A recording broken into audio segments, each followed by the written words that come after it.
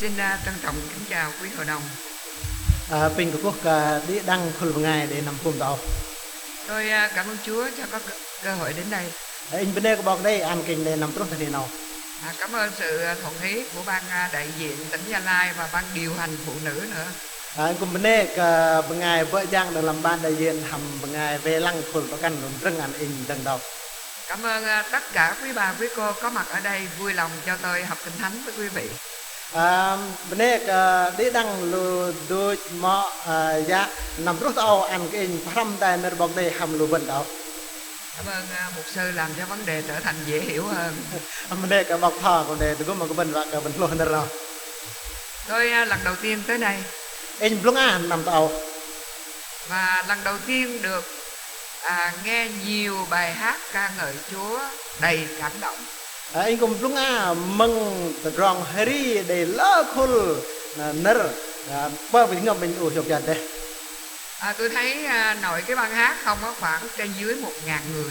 Anh lắc lăng khul Harry để đăng tạo là rõ lăng cùng đài lỡ thiết để mình bao nhiêu ngày Harry. Đa số là những người rất trẻ.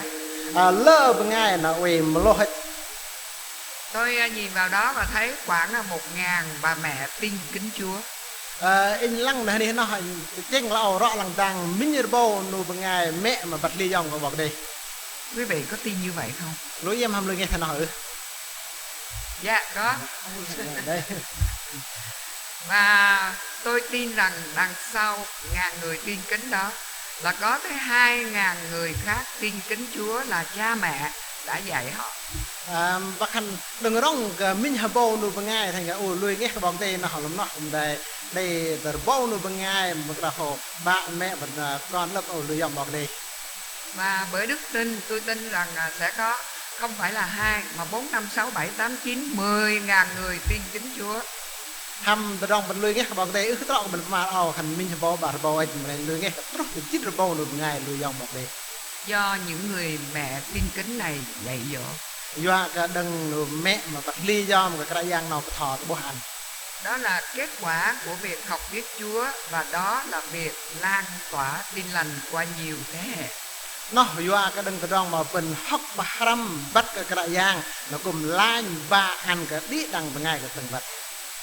Và theo đề nghị của ban chấp hành phụ nữ thì tôi xin được cùng học lời Chúa với quý bà trong chuyên đề nuôi dạy con.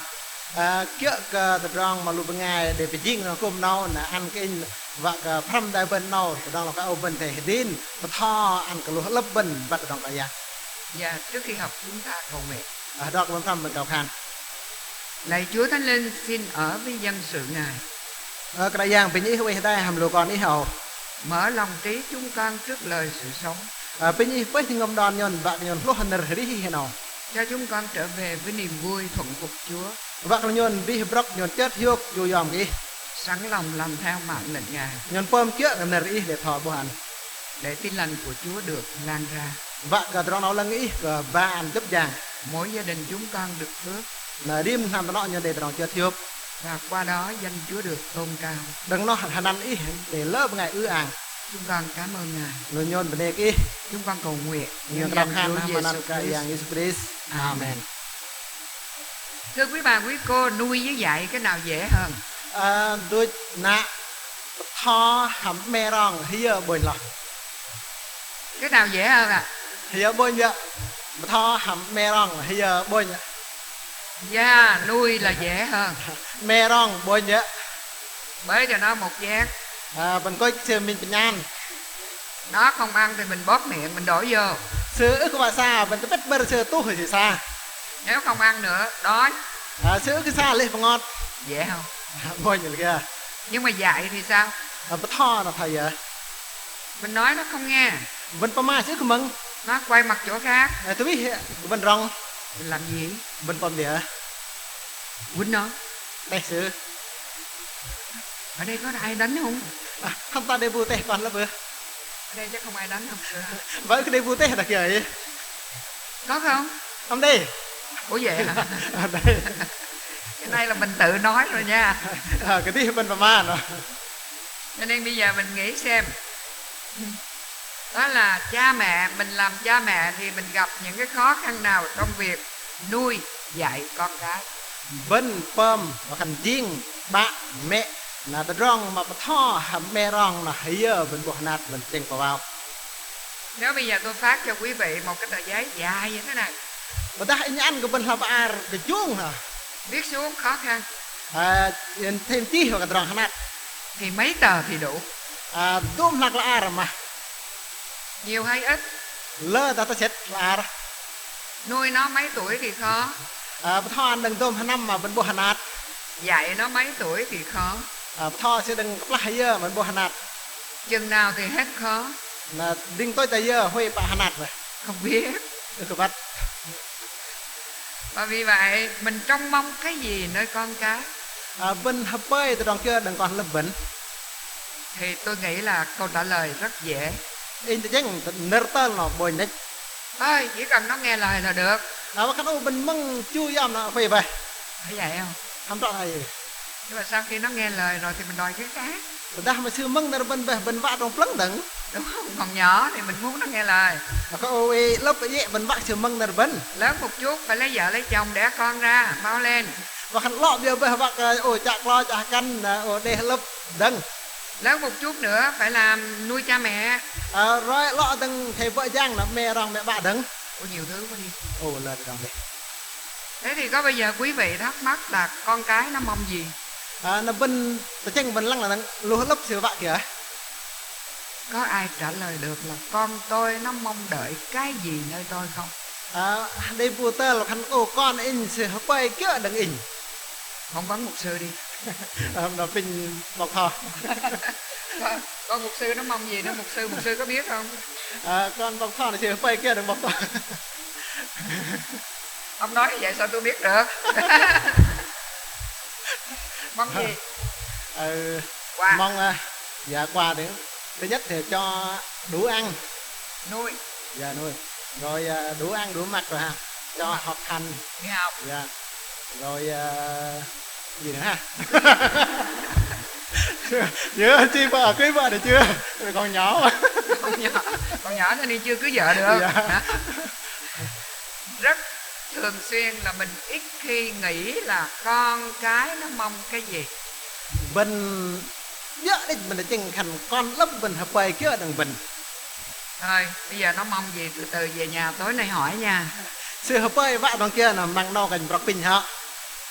Chúng ta ngồi đây những người làm cha mẹ tiên kính, học nơi mạng lệnh Chúa trước, trong chủ đề chung là học biết Chúa.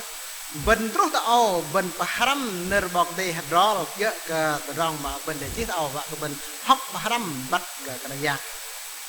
Trong phục truyền chép như thế này: hỡi Israel hãy nghe, Giê-hô-va Đức Chúa Trời chúng ta là Giê-hô-va có một không hai. Lâm là bà hồi chất đầu trâu tròn nông trong văn là để chi hiểu khăn lúc ngay Israel bình thể mừng bé cái yang bọc đây là bình cái yang bọc đây chở minh định ức bà rồi. Chúng ta ở đâu trong câu kinh thánh này? Bên thăm blog thuộc nền bọc đây nữa. Israel là dân sự Chúa. Lúc ngay Israel là sẽ còn bọc đây. Chúng ta là Bên giờ dân sự Chúa. còn Mà bọc dân đây sự mình. Chúa thì Chúa biểu làm cái gì? Con bọc đây mà hành có play bla bọc đây vác mình vào kìa. Làm gì? Bọc đây vác vào kìa. Nghe. Ở trong câu này có một chữ thôi, nghe. Mừng. Bọc đây vác mình mừng. Chúng ta có nghe lời Chúa không? Bên hầm mừng nơ cái yang nữa. Chắc chắn là quý vị nó hồi sáng giờ ngồi đây muốn chết rồi mà còn không nghe gì nữa, đúng không? Chết tập bạ là bên mừng đầm với cái hay và khăn ô mừng mà lôi về mà khăn pin hầm mừng đầm. Chúng ta sẽ nói chuyện ra sao? Câu Bên tiếp gồm theo. mà nơ mà trập từng nào. Trong câu này nó là ngươi phải hết lòng, hết ý, hết sức kính mến Giê-hô-va Đức Chúa Trời ngươi. Các lời mà ta truyền cho ngươi ngày nay sẽ ở tại trong lòng ngươi. Trong câu này, việc của chúng ta phải làm là gì? Làm nơ và khăn thầy đi chứ ngâm đi làm class rong mình mềm bọc đây mà rong nào nào bên thầy mềm nào và tốt của bên rồi khăn làm ngâm mình thầy bằng kia hả rồi. Dạ, chúng ta đọc với nhau mấy cái chữ in đỏ đó. Bên đọc cái đài nơ mà đề lệ làm mực bề này. Hết lòng, hết ý, hết sức kính mến. Dạ, đó là việc của mình. Như vậy bước thứ nhất là nghe, bước thứ hai là yêu mến Chúa. Câu tiếp theo đó là gì? Khá ân cần dạy dỗ điều đó cho con cái ngươi, và phải nói đến hoặc khi ngươi ngồi trong nhà, hoặc khi đi ngoài đường, hoặc lúc ngươi nằm, hay là khi trỗi dậy. Nó có mà khăn ôi thì Hedrin và thò có bóc còn lập ý mà có bác sư về biết ra đã sư ôi làm nam mà đã mà sư giác nam mà tròn ý thì thò mà đi và tôm từ đòn tôm đi ăn phải còn lập mình. Dạ, cái bước ở đây mà Chúa đòi người con Chúa đó là phải ân cần dạy dỗ cho thế hệ tiếp theo. Nó nợ bọc đây bác lô bên mà khăn Hedrin và haram ăn còn lập bên rập nợ bọc đây nào. Như vậy mạng lệnh Chúa dành cho chúng ta, những người làm cha, nhưng mà đặc biệt bữa nay là phụ nữ cho nên là làm mẹ, thì có 3 điều: nghe, làm theo và dạy dỗ. Nó nợ bọc đây thay lô bên bê tờ rong ăn lô bên riêng mẹ nó mừng quàm chớ và thò. Chúng ta rất là kiên kính khi mà có mặt ở nhà thờ, học trường Chúa Nhật, nhóm thờ phượng. Lô bên ly nhóm bọc đây các bạn làm nằm cung bên quốc bọc đây học haram nợ bọc đây là bơ nó là dạng bên. Như vậy là mình nghe đủ chưa? Đúng nó làm tô mử mừng. Có nhiều chị, nhiều bà lắc đầu, có nghĩa là chưa đủ. Thế thì làm sao để đủ? Lơ lô mà bên trekker cái ô nó ta mà tôm lấy bơ liêu và cái tôm. Tôi tạ ơn Chúa là đã có quyển Kinh Thánh tiếng Pana. Bên đây bọc đây ăn lô bên để nợ bọc đây nợ hạt bên. Bao nhiêu quý bà, quý cô ở đây từ ngày có quyển Kinh Thánh Pana đã đọc hết từ Sáng Thế Ký cho tới Khải Huyền một lần? Pin mà lô bên và khăn bằng vu mà dọc bằng bên đây sắp là ăn nợ hạt bên nào là bằng vu đọc bằng ăn lúc trúc từ đó tới bộ đọc đi mình bằng vậy.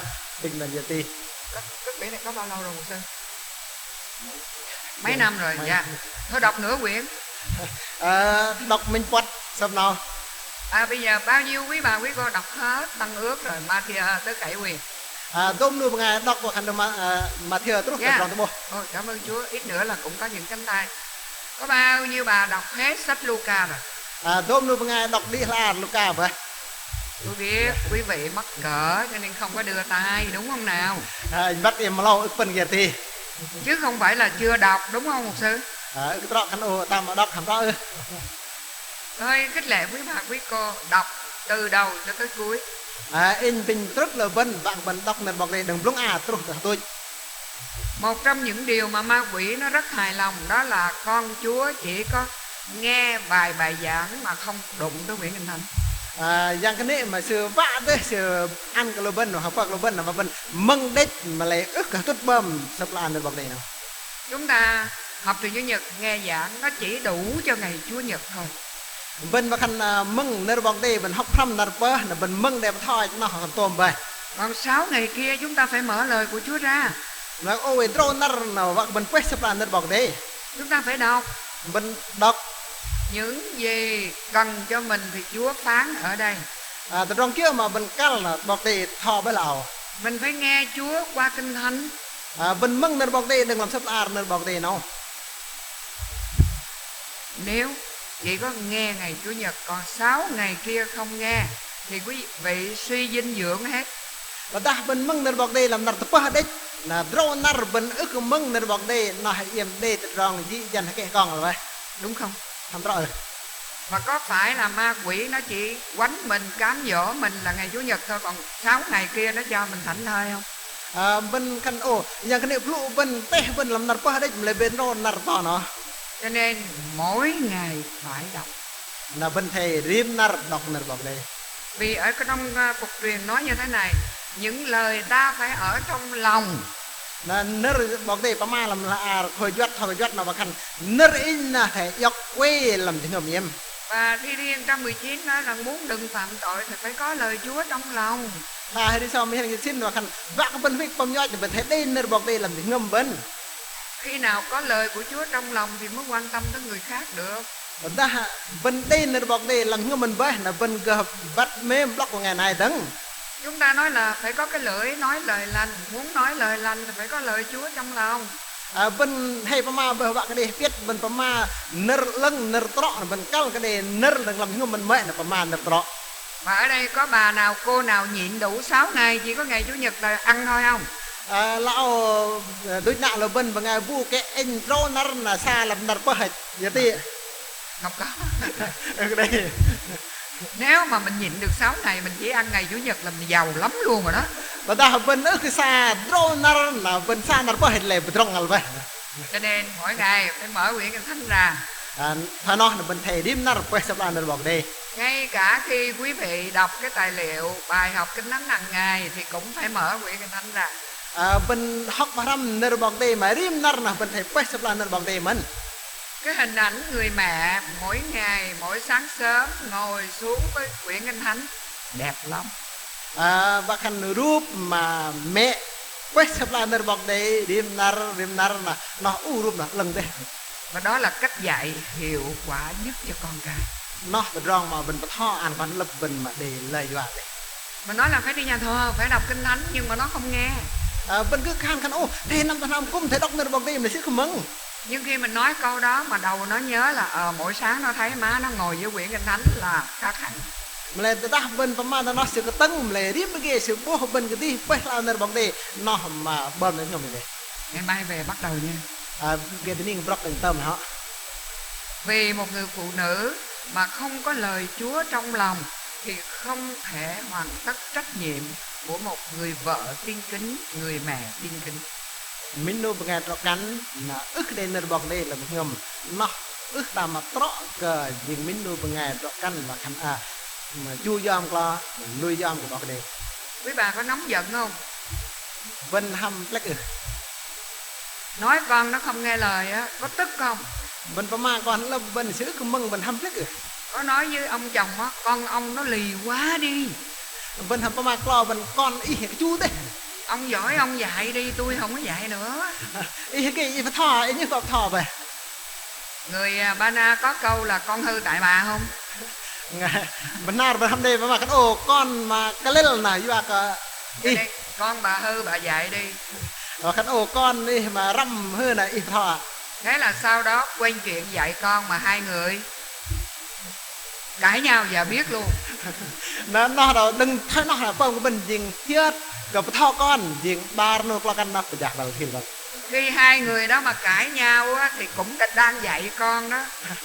Ba nó lo căn mà phải giặt vào nó không phải siêu về thọ con thì mình dạy con cái gì? Thọ con kìa. Đó, cho nên chi là nhưng mà nếu mình có lời của Chúa trong lòng thì mình không cãi nhau được không? Tôi ta bên đây nơiบอกđây là ngâm bên là bên ức cái giặt vào hầm đây ư? Tôi kể cho quý vị nghe một câu chuyện. In Hamon bạn bên bằng nào? Tuần trước tôi ở một cái hội thánh nọ. In quay bầm năm mà cũng nó dừng ra lòng. Có một cái chị đó, chị nói là tôi hồi xưa yếu đuối cho nên lấy ông chồng ngoại đạo nè. Và khán in sợ in nhà tu thế này dọc lo ức lùi. Rồi các ông về ông thương tôi cho nên ông cũng đi nhà thờ. Nó sẽ block xưa này sẽ mềm cái này sẽ tại năm cùng mình. Ông đi nhà thờ xong các ông về nhà ông uống rượu. Xưa năm cùng đang bên là sẽ block năm sẽ edro. Cho nên Chúa Nhật nào cũng cãi nhau hết trơn á. Nó có hay còn phải chắc nó ngặt thiên là. Ông nói ủa tôi ông tin Chúa thì tôi uống rượu chứ sao? Nó có khán in như cái lưỡi bằng đây in edro nó liệt đắng. Bây giờ nó nhưng mà ông đi nhà thờ. Mà lấy ít tới năm cùng khán. Thế là cãi nhau. Nó là bị chà vào. Cho nên khi ông đi làm một ngày được 100.000. Nó khăn lại mà sư vợ giang mình nạp để mình thành bầu. Ông về ông đưa bà 50.000. Sư ăn cả căn sư dịch bầu. Thì bà chờ ông ngủ xong á là bà lấy 40.000, bà để lại 10.000 thôi. Và khăn go mà ngày tép mà cái sẽ dốc là ngày con dịch bầu là lệ bà dịch bầu này. Ông cũng không nói gì cả. Sư cũng ức cái đây kìa mình. Một thời gian rất là dài cái tiền dồn á là được khoảng 20 triệu. Và khăn đuôi mặt sư mong tiền là rằng 30 triệu. Cái bà đem cái tiền đó bà đi khám bệnh. Sư tiếp tiền là sẽ nằm khám dĩ sư ta nằm gang. Đóng tiền để mổ. Và khăn nộp tiền là vạ rách. Bà nói khi tôi đóng tiền rồi tôi cầu nguyện Chúa có muốn còn mổ không? Và khăn sư nộp tiền và ăn tiền bên là sư cao khăn cái dạng hàm vạn in rách. Cái chị dòm cái ông bác sĩ đó chị thấy sao á. Nó sẽ lăng bác sĩ thì sẽ lăng lia rồi nè. Cái chị đi qua chỗ khác. Sẽ năm ta đi lần cái người ta nói bệnh này không cần mổ chỉ cần uống thuốc thôi về đi. nà đây gấp khăn cả ô dĩ đâu cái cal cái rai lấy ít khuất gang này về vậy Cái chị không có đòi tiền đóng cọc, đóng được, chỉ đi về luôn à. sư ức dọc lại tiền là sư nộp là sư bọc lại Ngồi trên xe về nhà Chúa nhắc nhở con Chúa mà nghĩ sai làm sai phạm tội rồi. mà khăn sư hao ghê nó sư chênh ô cái khăn ô từ đó mà bên chênh lại nó dạy về Chỉ cầu nguyện ăn năn tội với Chúa ở trên xe.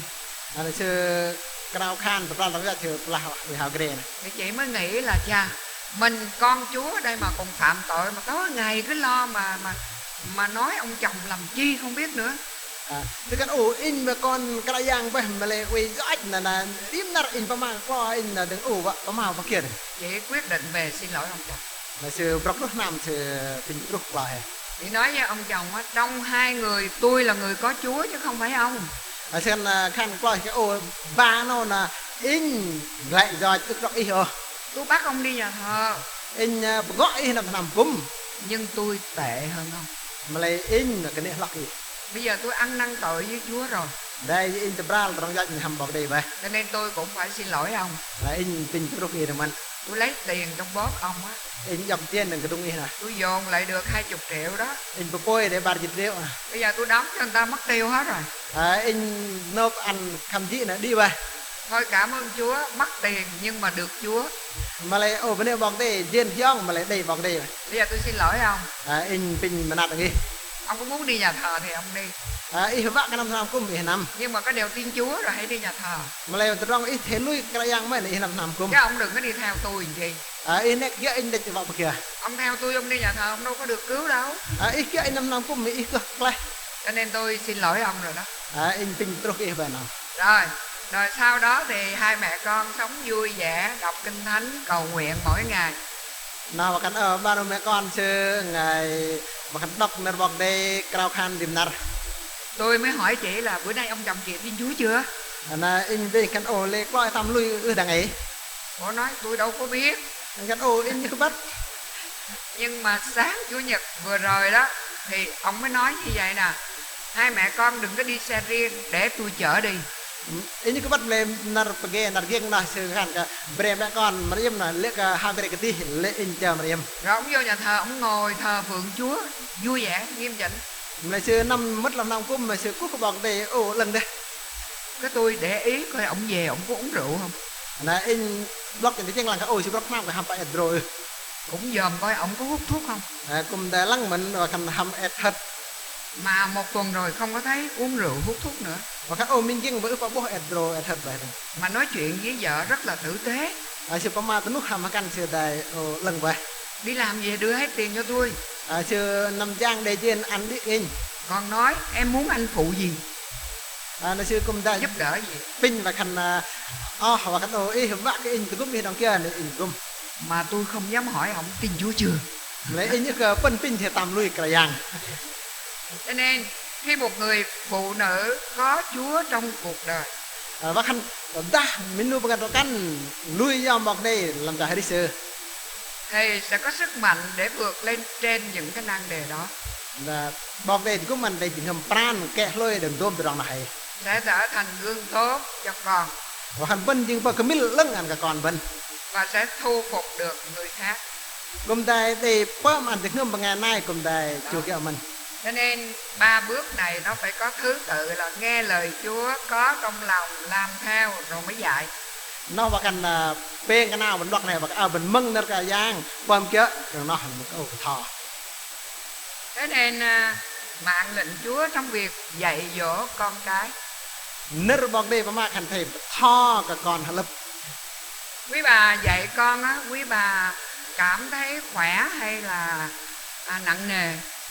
lu đôi nạ vấn thọ con lập lia với vấn bố vấn ủ hiệu cái thế đã mà rất lên làm vấn Nào là biểu nó đi tắm, nào là biểu nó đi học bài, biểu nó đi ăn cơm, vân vân. vấn thi nó ô năm hôm năm học param học bài nó ô giang to lớn đấy vấn thi Có khi nào mình nổi điên không? nó đi là giờ mà vấn đại black mọi người làm đấy Các bà mẹ trẻ có nổi điên không? Có tức giận không? vấn là giờ mà phong của vấn với anh mình black của làm black xưa nè còn là vấn Có không? làm đây Câu đầu tiên á, con gọi bằng gì? Tại bây giờ ông mục sư tưởng tượng là ông gọi con nhỏ đi tắm đi. Lần thứ nhất. Con năm hôm năm. Con đi. Lần thứ nhì. Năm hôm nè. Lần thứ ba.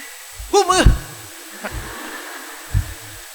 Tới lần thứ tư là việc gì xảy ra? Dạ. Mà con đang tạp về.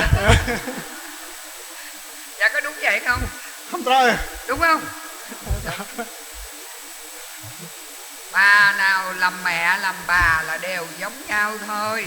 Đúng không? Riêng nó có bên phần bà và mẹ lại thành hình mình. Nhưng mà đó là con cháu nhà mình đó. Còn nếu mà mình giữ giùm con cháu nhà người ta đó, mình có làm giống vậy không? Nó mà hai con mà cái tí mà lại ta bên ui con mà ngày nay đừng bên hầm con ta nó lại rồi. Con cháu nhà người ta mình sẽ nói làm sao? Ta con lớp gốc là bên mà lìa. Rất là dễ thương. Vẫn lằng dạ đây. Hồi sáng bài của cô Anh nói đó, cái lời của mình đó, khi mình nói với người thân đó là nó nặng lắm, nó thiếu muối hay là nó nhiều muối quá. Nhưng mà nói với người khác là đường thôi. Và khăn bগে hay vẫn từng có anh lo còn về mà hàm bằng ngày mà dắt bên dễ bên nào khăn ta lơ bo bắt bo nè lại mà hàm bằng ngày nay là khăn ta xí kịch ngam đấy. Chúa biết rất rõ. Cái là yang bắt đal. Cho nên Chúa mới nói là hãy ân cần dạy. Nên là nước cái yang khăn hadrin gam thọ. Ân cần á, nó có nghĩa là gì? Hết lòng, là chịu đựng, là kiên nhẫn. Đó, ân cần là vậy. Nơi dân mà là hay và khăn bên thầy hadrin chu phụ yộc rồi khăn Tôi làm công tác thiếu nhi rất là nhiều năm. Và khăn vợ Giang hầm là ngày lớp là để lơ nằm bay. Cho nên tôi chứng kiến những bà mẹ phù thủy đứng ngay trước cửa nhà thờ dạy con câu gốc. Đấng và hành nào cũng là bố lù ngày mẹ và khăn tho còn lớp thừa nơi bọc đền. Phục chưa? Học đi. Khăn tam thuốc học ạ, đọc ạ. Đứng đó, đứa trẻ thì nước mắt chảy về. Và khăn đấng đó con lớp trên đắng mặt về. Bà mẹ thì đung đung lên như vậy. Mẹ là đấng rõ ấy. Và nếu buổi trưa hôm đó về mà không phải điểm 10 là chết cho con. Và khăn lọc hơn nằm học đâu là ức đây điểm 10 rồi. Quý vị biết tại sao mà tụi nó không thích lời Chúa là vậy đó. Do kia mà vẫn block của khăn con lớp vẫn ức các bạn nên bóng đây là thả nọ. Cho nên mình dạy lời Chúa mà con mình nó không thích lời Chúa là cái chuyện của các bà mẹ. Và khăn bên tho nơi bóng đây là con lớp vẫn ức các bạn nơi bóng đây nó do cả mẹ bạn. Mình dạy nó cầu nguyện mà nó rất ghét cầu nguyện là lỗi của mấy bà mẹ, mấy ông bố. Bên tho cho cao khan là sự ức mấy cao khan nó lại đừng vấn. Tôi ví dụ như nó đói quá đi, nó bưng cái chén cơm lên, nó quên, nó xúc luôn. Và khăn bên bố hay ôi chép bên nhàn phó mà lại ôi siêu quán siêu club đâu nhàn phó rồi đẹp. Cái mình đứng đi đâu, có cái cốc chứ cầu nguyện mà. Và khăn nó mà bên lâu cái nghe nè, tam cao khan hẳn. Nên nó thấy cầu nguyện mệt quá. Cao khan lạp đây. Con mình nó hiểu sai về Chúa, lỗi phần lớn ở cha mẹ. Còn lớp bên mà lô do rong ta giang là đừng bình. Tôi biết có một nhà mỗi lần nghe gia đình lễ bái là đám con nó trốn hết đó. In cái tầng và khăn rím măng và năm tao nọ hay giờ và khăn cung năm tao nọ là còn lớp trực linh đi. Tại vì vô gia đình lễ bái đọc kinh thánh xong là dùng cái kinh thánh đó dạy tụi nó. Và khăn cái pha bình cung là năm tao nọ là bình dốc nơi bọc đây và tho rồi xứ. Nghe chưa, đây câu này là nói con nè, nghe chưa. Và khăn tam mừng tam tầng đây nơi nào và tho con. Hết ông cha tới bà má. Và khăn tôi nơi bạ chứ mẹ hẹp trọc đằng. Rồi nó ngồi gục đầu xuống. Hẹp party cục cân. Thôi bây giờ cầu nguyện. Rồi cao khan. Thế là ông cầu nguyện thôi. Tao nói từ Gia Lai cho tới Cà Mau đi một vòng về. Nó ba cao khan pa mau khăn ôi dập dàng từ Gia Lai tới Cà Mau xong rồi. Rồi cái bà má đi tuốt ra tới ngoài Bắc rồi đi quẹo về. Nó từng về cao khan nó khăn ôi trút hắn ơi đi nó đó. Thì mấy đứa nhỏ nó làm cái gì? Là con nó kìa kìa. Ngủ. Tẹp. Thời đó là ngủ rất ngon. Là nó tẹp hiוק đấy. Hai cha mẹ mở mắt ra thấy nó ngủ lăn quay hết thì làm gì? là mẹ ba và khăn la rồi nào nó bố là xưa tép từ lăng về bao kìa Dạ. Vậy cô có kinh nghiệm rồi hả? Kêu vậy, cầu nguyện mà ngủ bập, cầu nguyện mà ngủ bập. cao khăn là tép mà táp rồi. Thế nên dạy con lời Chúa mà nó sợ Kinh Thánh hết trơn hết trọi là lỗi của mình đó. Bên bật thọ nên cái yang ăn con lớp bên mà lại sẽ các bạn sẽ ly sẽ tất nó lại vào cái bên. Cho nên cái thái độ ân cần là gì? Là bên bố cần thì ngâm lâm bên và cần thể tin nào bạn cần liền. Ví dụ mình nói con phục câu gấp chưa? Đi gà mình bình con tam thuộc trong tầm Nó nói chưa, bữa nay mới có thứ tư không thuộc.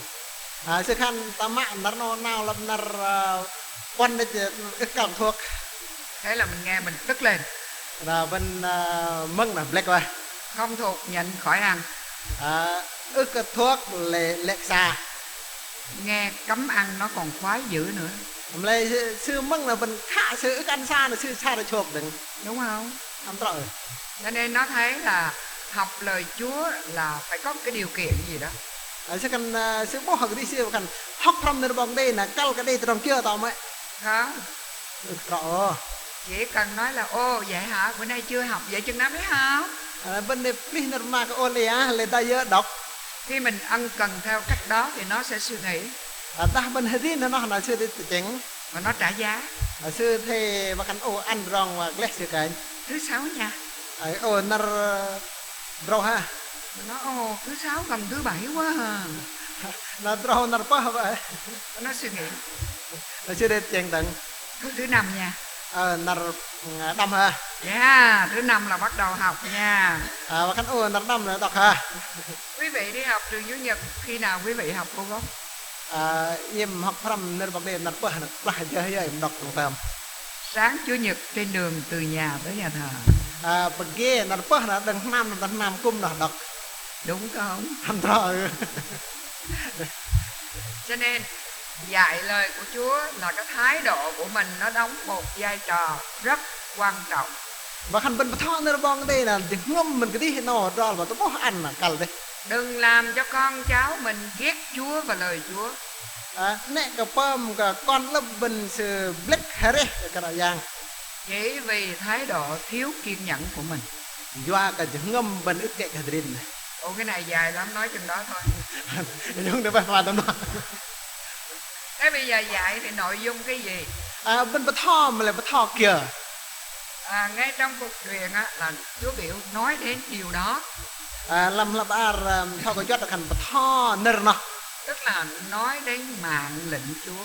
Và khăn bên ma nơ bọc đề thầy này. Là ở đâu? Ở trong Kinh Thánh nè. Nó làm nơ bọc đề làm rồi. Đó. Cho nên quý bà không có đọc Kinh Thánh thấy đâu mà biết đường mà nói. Mà nếu cứ đọc nơ bọc đề vật kêu mà. Nhưng mà tại sao mình nói tới mạng lệnh Chúa nó cũng không nghe luôn. Này bên ma và khăn nó nơ bọc đề thầy mà sư cũng không mắng mới. Tôi nhớ có một bà mẹ đè đứa con xuống quánh bụp bụp bụp. Em block vào khăn đề mẹ là sư cái tích con thì tay con here. Vừa đánh vừa hét lên. Sư tay ra ô ra bờ here. Tại sao mày nói dơi? Giấc chơi em vào. Mày có biết nói dối là đi địa ngục không? Bắt cái ma linh là nằm tờ nó uy như. Rồi cũng quánh bắt. Tay.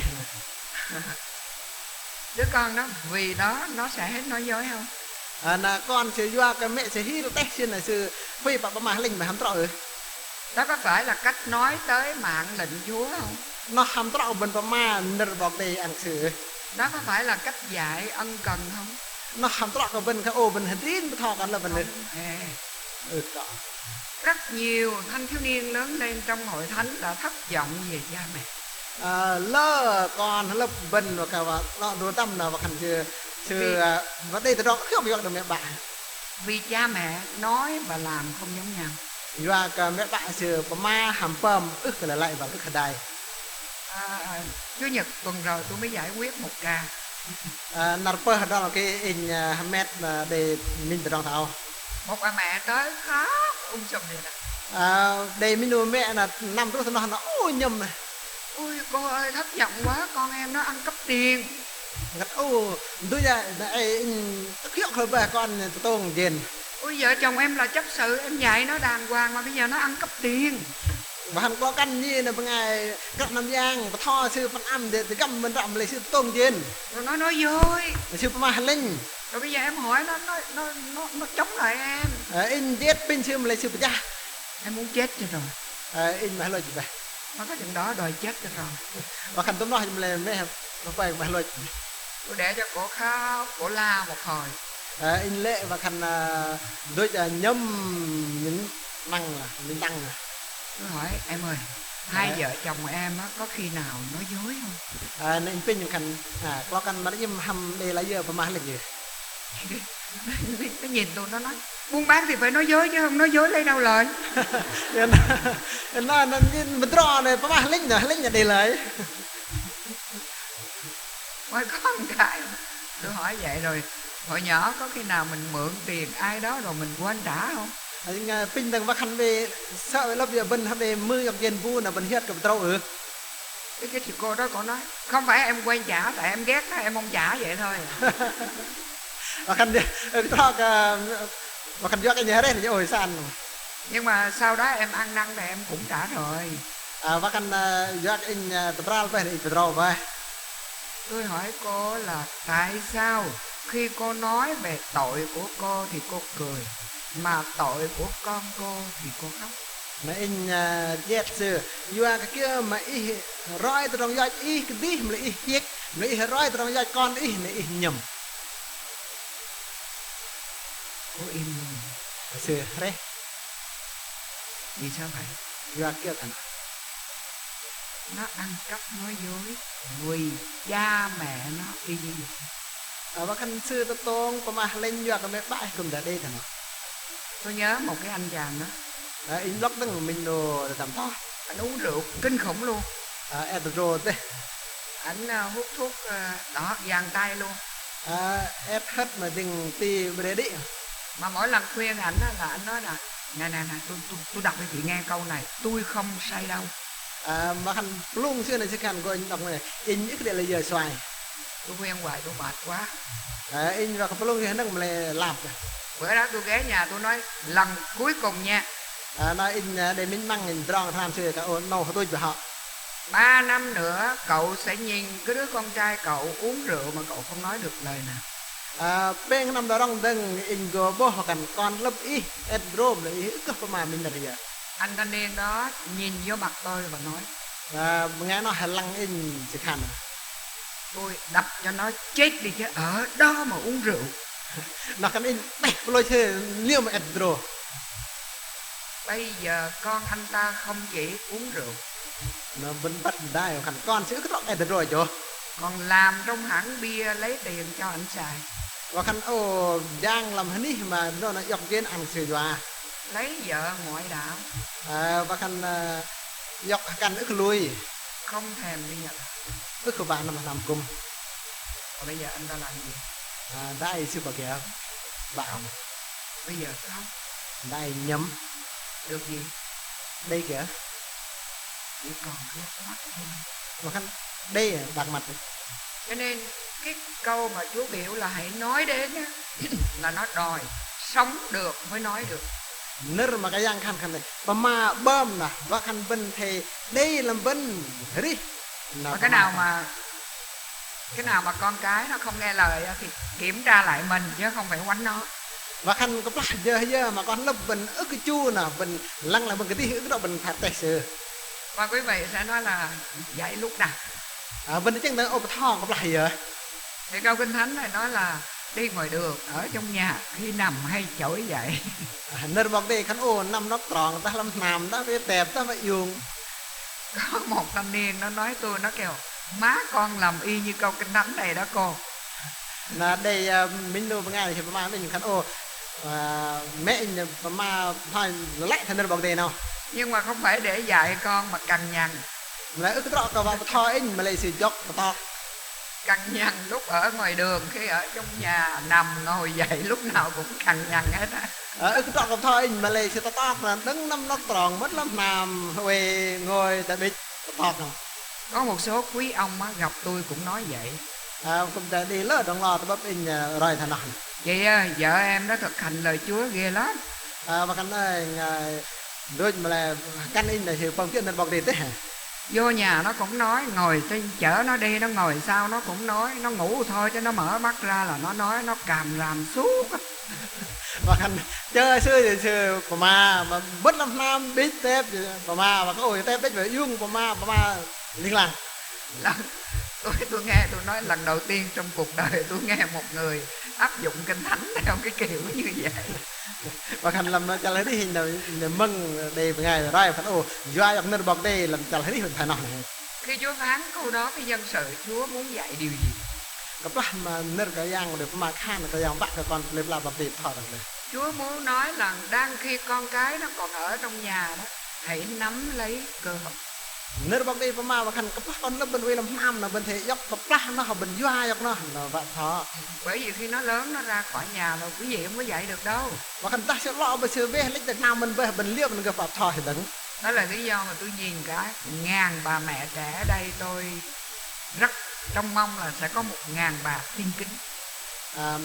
Lên này bố tao cả bao nụ bằng ngày tao căn là tao người nghe mình đấy cả bao nụ bằng ngày bật ly dòng rồi. Dạ, nghe nữa không? Không mất nữa. Cho nên trong Kinh Thánh đó, có vẽ mình một bức tranh rất là quen thuộc. Ở trong Luca chương 2 câu 52. Nên bọc đây mà bên hadal teh bên làm là Luca chal bar đặt bar. Chúa Giêsu được lớn lên và ở trong nhà của Maria Joseph 30 năm. Cái Christ bahkan đừng phúc sơ mà quê làm nam mấy bạn sẽ là phê Việt Nam. Ở trong mấy gia đình đó, Chúa Giêsu đã được nuôi dạy để phát triển lĩnh vực tâm trí. Bahkan quê làm nam là thọ bao người Christ vợ lọ gà rong lo bật ngọc. Đó là khôn ngoan càng thêm. Bahkan rong có gây rồi thêm. Cũng được nuôi để phát triển về phần thân thể. Cùng đây mê rong và vợ lọ gà cầu chân. Đó là Kinh Thánh nói là thân hình càng lớn. Nên bọc đây cầu chân rồi lọ. Và nói là càng được đẹp lòng Đức Chúa Trời, đó là lĩnh vực tâm linh. Bahkan rồi đun rồi lắp đòn bọc đây. Và phát triển lĩnh vực tâm tánh trong cái cụm từ là đẹp lòng Đức Chúa Trời và người ta. Nếu nó bahkan quam kia có bọc đây lắp đòn hầm con bằng ngày bên cùng lắp đòn sự mình. Như vậy trách nhiệm của người làm cha mẹ là tạo cho con một mái ấm, trong đó phát triển đủ cả 4 lĩnh vực. Nó từ rong mẹ bạ bên thầy pơm nó bahkan bên thầy thọ nó bốc hợp quan từ rong nó này. Nếu mình chỉ quan tâm tới việc tâm trí, bắt đi học. Nó đã bên hiếp ngất bahkan vạ cái sư cái chứ năm học. Rồi có nhiều khi là thôi mệt quá, bỏ học ở nhà đi lao động cho có một người làm việc. Ta bahkan năm học làm Việt Nam vừa mình mà lên làm giang vạ để bằng ngày giang. Hoặc nữa là mình chỉ lo nuôi ăn thôi, áo, quần sạch sẽ, đẹp đẽ và ăn no thôi. Ta mà bên hiếp ngất bahkan song xa bên ao rút có lưng mà gà cầu chân. Rồi mỗi tuần là Chủ nhật đem nó vào trong ban ngành của hội thánh thôi. Bahkan là có bên năm ba sẽ làm khul param ngay lui đây nè. Và thỉnh thoảng thì nhắc nó rằng phải lễ phép nha. Nào phó cái bọc sẽ thầy chui dòm họ. Phải biết chào hỏi nha. Thầy của cô trôi gặp họ. Không đủ. Nó tôm rồi. 4 cái lĩnh vực đó đều phải quân bình. Quan đó là thầy lại thao. Đều phải được dạy. Vợ có bên thọ. Tôi thấy rất thường xuyên các bà mẹ trẻ mà có đứa con nhỏ đây hoặc là bé đây. Anh bỏ để lỡ lùi vào ngày mẹ và khăn cuộc lần con thì cứ gặp tôi là biểu là cháu chào bà. Và khăn tôi bóp ít nào thầy con này con có quốc giá. Thì cái đứa bé nó quay được ra. Con tôi biết tuần này. Đúng không? Không rõ rồi. Mà mẹ vẽ của nó là mẹ sẽ bợ coi cơ lề. Chào bà. Quốc giá. Bợ mà lấy cô. Mẹ nó lấy cái đầu xuống. Mẹ dọc rốt cơ là bà cô. Đè nó xuống phút quẹo lại. Gút lấy chưa không ngất. Bà mẹ lấy bẻ 2 cái tay nó lại. Mẹ hệ dốc vào khăn chất tí cô coi giá. Nó. Này qua rìa màn lọ. Đúng không? Không rõ rồi. Không ai dạy như vậy cả. Cái đêm ngày vu thọ thật nào. Tôi nói là sai rồi. Mình khăn ổ lại về. Thì mấy bà mẹ đó mới hỏi vậy chứ cô dạy làm sao? Là lô mẹ xưa này bình ô lê ít thọ lìa. Tôi nói bà chào cháu, thì cần ôi dạ cô cờ sau ngay lập tức nó ô vậy đó. Cho nên quý vị muốn dạy nó lễ phép chào người khác, khi có khách tới nhà thì đừng có từ trong nhà đi ra có nói đi đâu vô chơi uống nước.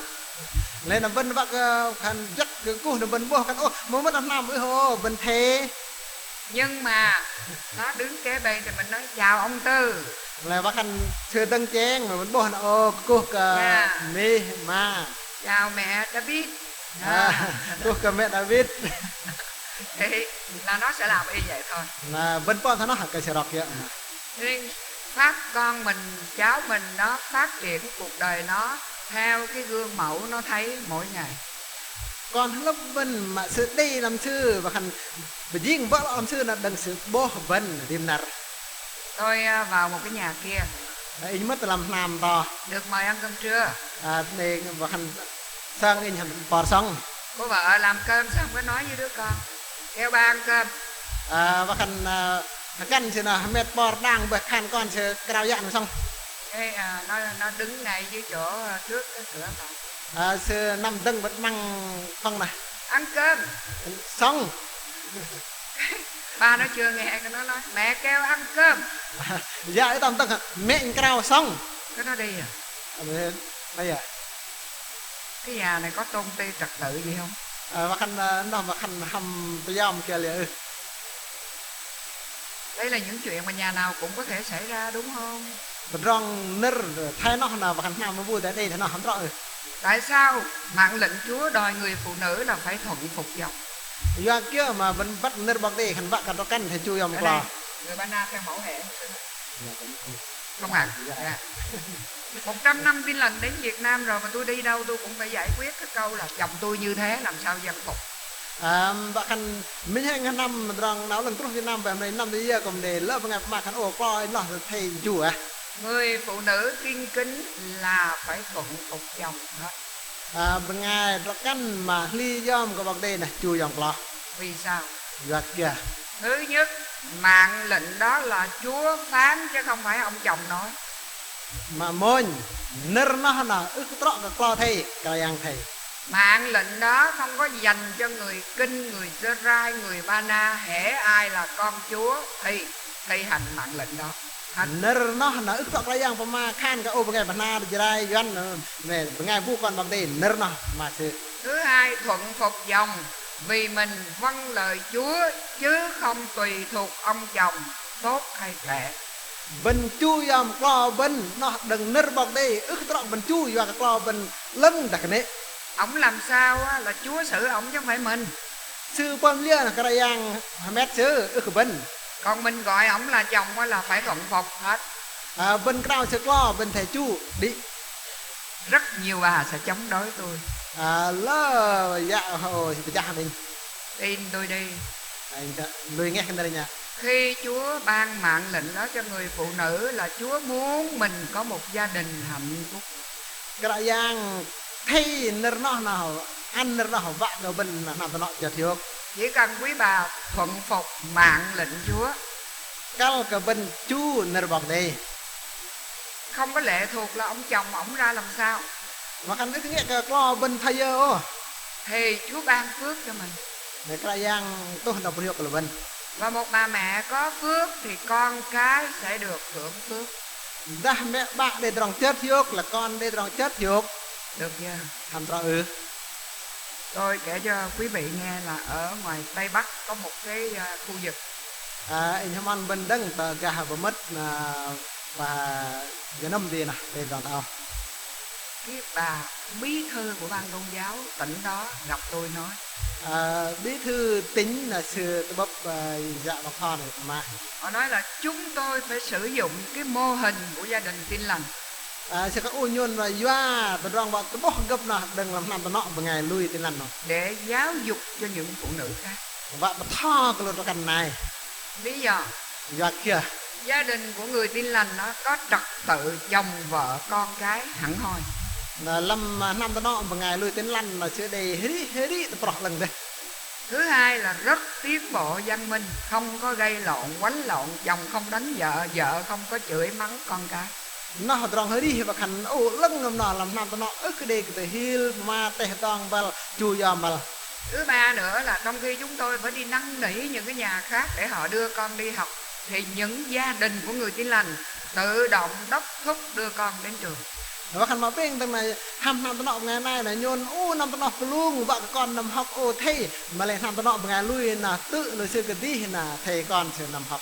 Và cả một cái tỉnh đó không có nhà thờ, chỉ có 96 cái điểm nhóm. Làm đi tính là ức cái đây nam cung nó mà lại để xin dịch rau tỏ hắn đi cùng. Nhưng mỗi lần họ về, họ mướn một cái khách sạn để họ học. Và cả đêm năng mà sư năm tới đi nó là sư mương khách sạn và thò. Thì cái ông chủ khách sạn đó là một ông cựu bí thư. Là mà khách sạn là nó học vào hành ngày và đều giang bí thư. Ông nói là tôi thích cái đoàn Tin Lành này lắm. Cái nó in lắp đón đấy, cái khu Tin Lành nó. Họ mướn là tôi không có được tiền, tôi phải giảm cho họ hết nữa rồi. Và khăn sư mương là in những cái điều trên và khăn dọc mình qua đây. Nhưng mà tôi thích họ lắm. Mà lấy in lắp đón đấy khởi sự. Họ không phải anh chị em mà họ yêu quý nhau lắm. Lưu sư ức tọ cả mọ mà lấy lưu sư mềm rồi đây. Mà vợ chồng con cái biết giúp đỡ nhau, không có một lời nặng nhẹ. Và khăn có căn con lớp mọ mềm mà cái đi mà và nở đây kìa. Họ sống rất là lạ. Sư hơi đi năng lịch đây. Đó là Tin Lành quyền phép. Nó học bằng trong nó lưng để trong mày giang và tàng. Trong bài giảng sáng hôm nay chúng ta nói là chúng ta nhận một Tin Lành quyền phép. Năm bài thom cái nào khăn vân sang dốc trong nào lưng để pran trong pran thì không pran nào. Quyền phép đó nó phải được bày tỏ qua cách ăn cách ở của chúng ta. Rong mà pran cái tang đừng mày giang cái giang ăn của vân nào và khăn đừng vân hết đi xa mà tao nu. Và như vậy người ta nhìn vào cái gia đình của chúng ta, người ta phải thấy ở đó có phước. Là gấp lăng ra ngoài ô nam tao nọ để trong phun hiệu đấy. Một điều nữa nha. Vậy thì Chúa ban cho chúng ta con cái để làm cái gì? Lên là cái giang ăn của bên con lập vào kìa. Tôi thấy trẻ em của mình rất là tội nghiệp. Bố con lập bên lăng bên nạt đi. Cứ mỗi lần có cái gì ngon ngon mà cho nó ăn đó.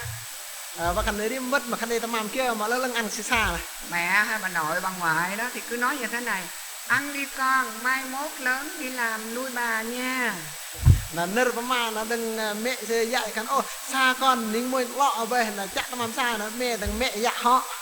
Ở trên này có nói vậy không một sự? Chắc không quá. Không quá hả? Cái này là bệnh của người kinh nó rất là nhiều. Nó mới có chút này mà làm cái gì nó nói con ăn cho giỏi đi con, lớn lên có rồi làm nuôi mẹ con đó, khổ chưa?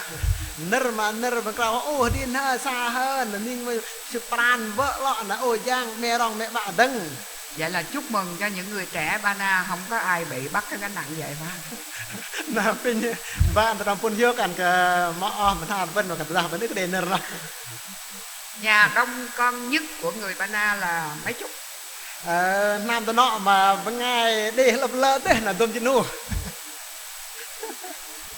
Con ơi, wow.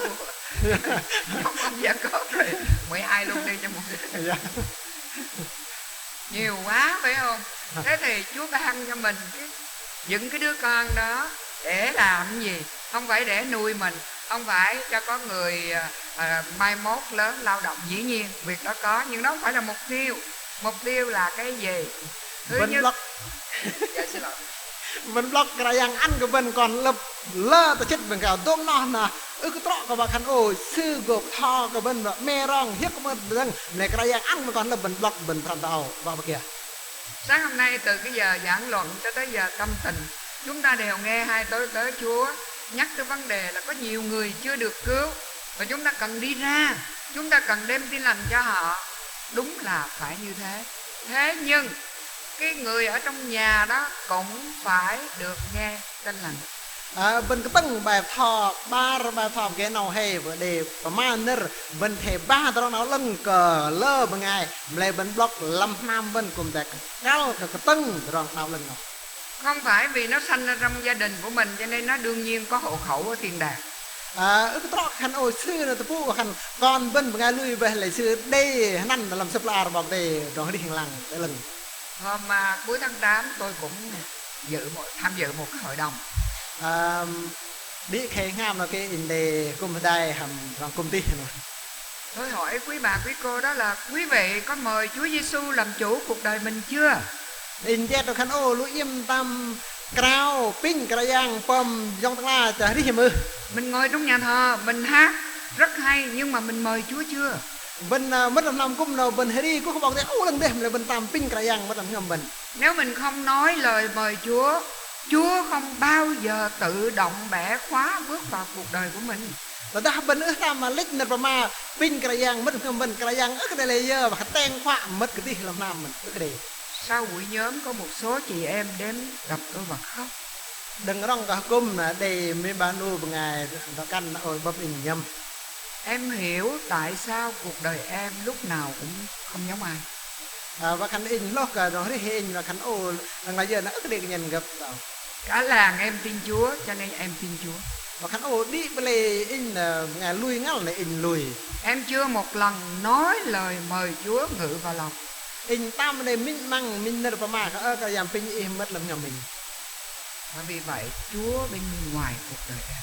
Nó cái dạng cả quay cái chẳng đi hình. Quý bà quý cô có trả lời được cho cuộc đời mình là mình đã nói lời mời Chúa chưa? Vân hầm cơ tơ ư ăn trả đi bên vân tam mình nợ cao cái dạng pin im và bằng đồng lại trả đi hình.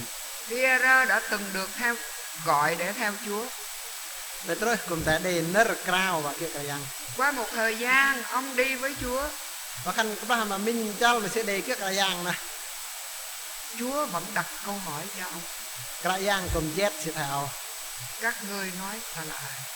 Lúa im khan in giờ buộc. Mình nói là mình học biết Chúa. Vân khăn vân và hâm bắt cái dạng vậy. Mình vẫn giữ điều răn của Ngài. Vân chú kia nợ cái dạng. Điều răn của Chúa là hết lòng, hết sức, hết linh hồn kính mến Chúa. Nợ cái dạng khăn ô đi ngâm làm khoa còn mềm cái dạng. Yêu quý lời của Chúa. Mềm cái nợ cái dạng. Yêu quý cộng đồng dân Chúa. Mềm cái khul bằng ngày lùi. Làm được. Về bên bác cả. Vì mình chỉ đi nhà thờ thôi. Và cái bên mất làm nằm cùng định. Một trong những hình ảnh rất đáng lưu ý. Và khăn rúp và bóc cái bên và bên block là thảo. Ông Judas Iscariot 3 năm ở với Chúa. Bên block người Chúa Đại Cariot bên 2 năm quay hàm cái dạng. Làm việc rất sốt sắng. Vợ chàng Pan Nam thì gắm. Tham gia tất cả các buổi truyền giảng. Hãy đại hầm giờ mà thọ hàm gặp nợ bọc đấy. Chúa nói ma quỷ trong lòng ngươi. Cái dạng khăn dạng cái nếp về quay làm ngầm đi. Có nghĩa là không phải Chúa ở trong lòng. Lẽ ức cái dạng quay làm ngầm đi. Và chính Chúa Giêsu xác nhận ông là đứa con của sự hư mất. Cái dạng cho khăn ý đứa con mà hiong năm mà. Ở trong Phúc Âm Văn chương 17 câu 12. Làm là Johan dal dịch bơ tròn dịch bar. Và đó là lý do mà mỗi người phải biết rõ là mình thuộc về Chúa chưa. Nên là bạn thấy điếm luôn là bên block bắt bên tam các cái dạng ư. Mình nói với Chúa là Chúa ơi, mời Chúa làm chủ cuộc đời con. Bên khan cái dạng pin ý bơm bọc đồng play in. Nhận con làm con của Ngài. Vạc ý sang in dình con ý. Nếu không, ngày Chúa đến chờ mãi không đi này. Bên block dah bên ức mà thà nó.